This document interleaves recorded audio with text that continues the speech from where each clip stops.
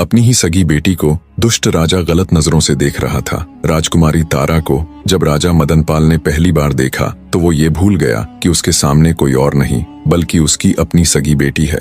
राजा ने आज तक इतनी सुंदर कन्या नहीं देखी थी। मदनपाल को ये विश्वास ही नहीं हो रहा था कि सामने खड़ी ये खूबसूरत कन्या उसकी वही बेटी है जिससे वह जन्म से ही नफरत करता आया है। इतनी नफरत कि आज तक उसने उसकी शक्ल तक देखना गवारा नहीं था। पर आज जब पहली बार उसने अपनी बेटी को देखा तो अपनी सुध बुद्ध खो बैठा और बस एकटक उसे ही देखे जा रहा था। राजा मदनपाल की आंखों में पिता का प्रेम नहीं बल्कि वो दुष्ट दरिंदा था जो अपनी सारी मान मर्यादा भूलकर गंदी निगाहों से राजकुमारी को घूरे जा रहा था। राजकुमारी को देख राजा मदनपाल के मुख से एक शब्द भी नहीं निकला और वो बिना कुछ बोले चुपचाप वहां से वापस अपने शयन कक्ष में लौट आया। दुष्ट राजा वासना के वशीभूत हो अब बस राजकुमारी तारावती के बारे में ही सोचे जा रहा था। उसका दिमाग एकदम से सुन्न पड़ गया था। रह रहकर उसकी आंखों के सामने राजकुमारी तारावती का वही मुस्कुराता चेहरा आ रहा था। राजा को ऐसे ही बैठे बैठे पता नहीं कब दिन से रात और कब रात से दिन हो गया। उसके दिमाग से राजकुमारी तारावती की छवि हट ही नहीं रही थी।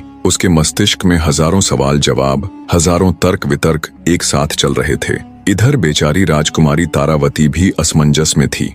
जिस पिता से मिलने के लिए वो इतनी आतुर थी, जिस पिता को उसने पैदा होने के बाद अपने जीवन में आज पहली बार देखा था, पहली बार मिली थी, पता नहीं क्यों, पर उससे मिलने के बाद राजकुमारी को लेश मात्र भी खुशी महसूस नहीं हो रही थी। वो तो ये सोच सोच कर परेशान थी कि उसे उसके पिता के चेहरे पर ऐसे कोई भाव नजर ही नहीं आए कि वो अपनी उस बेटी से मिलने आए हैं जिसे उन्होंने 18 वर्ष तक नहीं देखा। उल्टा उनके चेहरे पर तो वे भाव थे जो एक लोभी पुरुष के चेहरे पर किसी सुंदर स्त्री को देखने पर आते हैं। उधर जब राजा मदनपाल को यह एहसास हुआ कि सुबह हो चुकी है तो उसने तुरंत अपने नौकर को आदेश देकर घोड़ा गाड़ी तैयार करने को कहा। आनन फानन में बावरा सा हुआ राजा घोड़ा गाड़ी में बैठ जंगल की तरफ एक साधु महात्मा के ठिकाने की ओर चल पड़ा।